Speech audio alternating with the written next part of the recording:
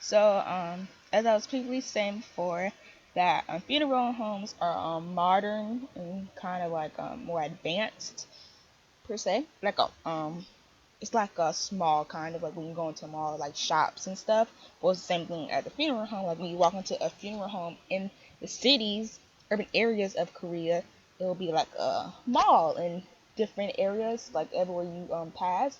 They might have a shop there that might be selling renting clothing, funeral clothing to you, or like you could buy urns at another shop, or you could order flower arrangements. So yeah, that's how funerals are like. And also in these funeral homes, there are also a lack of privacy. So um, you might not be the only person, family there with a deceased person. It might be a whole bunch of other families there, and you could also sometimes hear them, and so that might there's a lack of privacy in urban areas when there's a funeral. So they really don't care as much to the other family when a person has a funeral than theirs. So yeah, and um, as I stated for the Japanese culture, before you enter, you have to donate money to the family.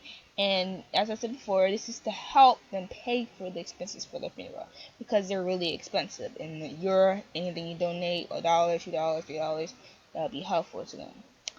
Um, when you approach the casket, when you approach the casket, sorry, excuse me.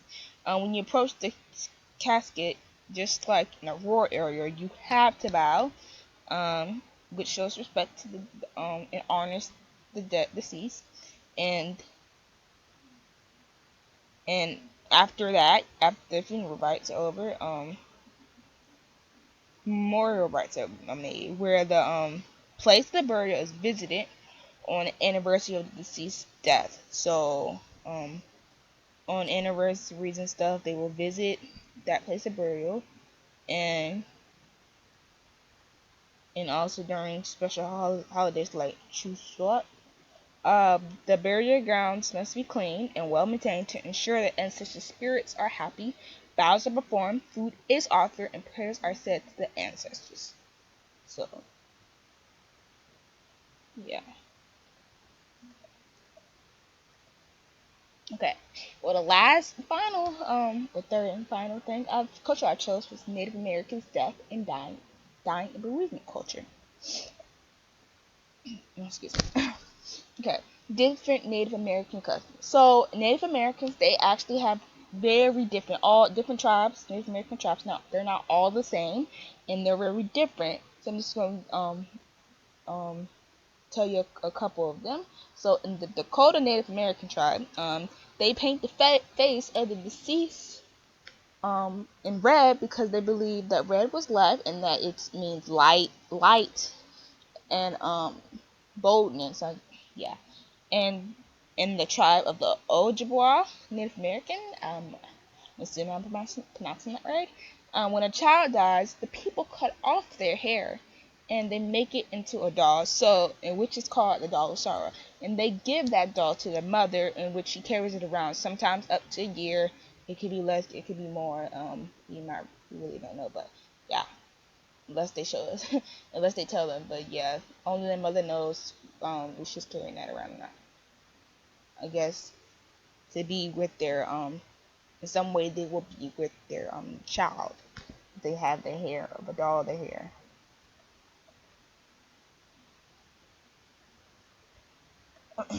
So one tribe that I focused on was the Navajo tribe. And so the Navajo tribe, when somebody dies, they wrap the body in a quilt, a new quilt, not an old, a new quilt. And they put the body on the horse, in which the horse will guide. They will guide the horse and the body out to the northern part of the tribe, or outwards part, really far away. And when they think they've gotten far enough from that tribe, they will kill that horse and they will bury that body right beside it, because they believe that both the deceased and the horse will ride off into the afterlife. So they, in some way, they think that they believe that if that person, the horse dies with that person, then that person will have someone to guide them or carry them somewhere, or to ride on off to the afterlife. And Also, when the Navajo, when they have the funerals, they don't close their casket fully, and because that, they think that if a person to let a person, the spirit of a person really go, the deceased person to go, the casket has to be open so that they'll be able to step out. But if you leave the thing closed, casket closed, they won't be able to get out, and the fear for that and why they decided to do that was because they believe that a ghost of the deceased person could haunt the living. So, and they try to do as many measures as possible to stop that from happening. So that's why one of these measures are to open the caskets so the spirit can go and won't stay. Um, Sometimes that family might move away, so it might not work at all. Maybe they're just scared of something, but they will move away sometimes.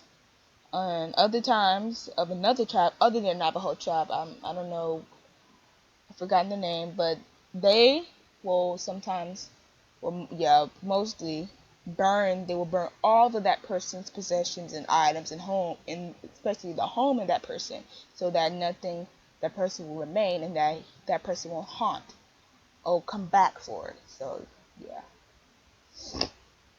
sorry, cold.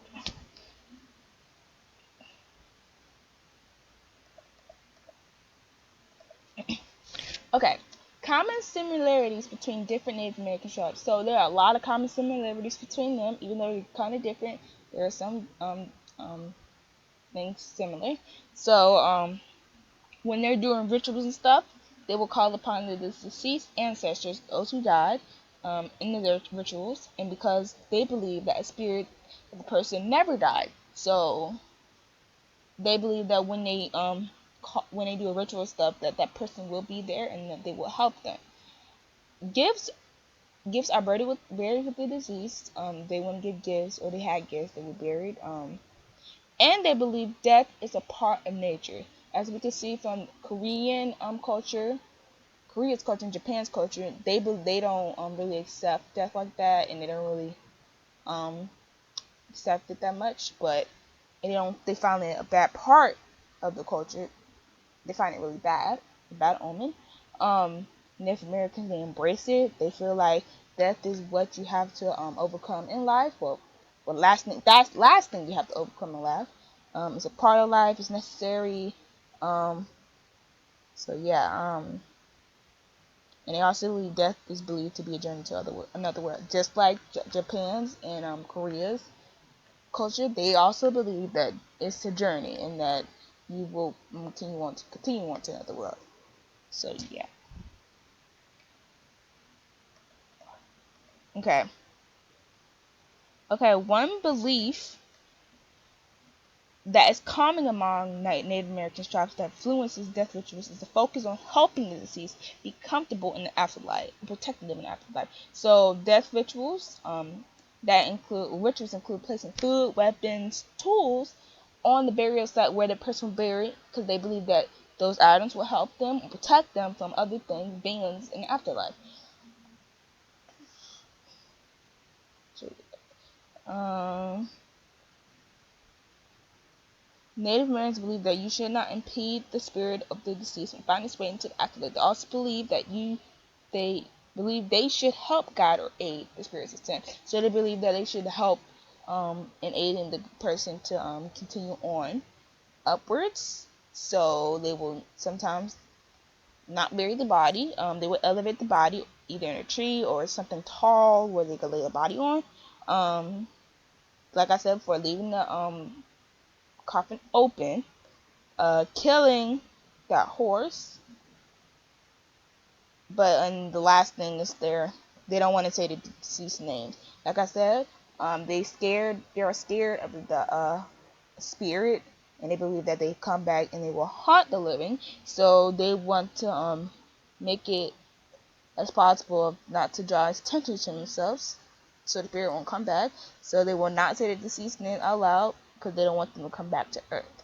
They don't want to give them a reason to come back to Earth anyway. So yeah, this was my three cultures. This is my works cited, and this is my annotated bibliography. Like I said, 3 cultures I've chosen was Japan's culture, Korea's culture, and Native American culture. So yeah, this was a Differences in Death, Dying, and Bereavement Across Cultures, by me, by Lyra Davis. Okay. Thank you for listening to this recording. Bye.